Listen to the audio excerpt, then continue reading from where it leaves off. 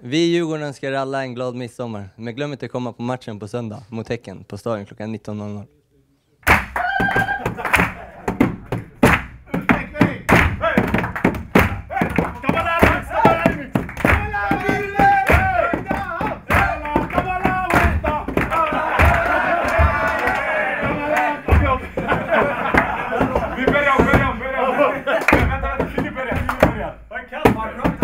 Kasper.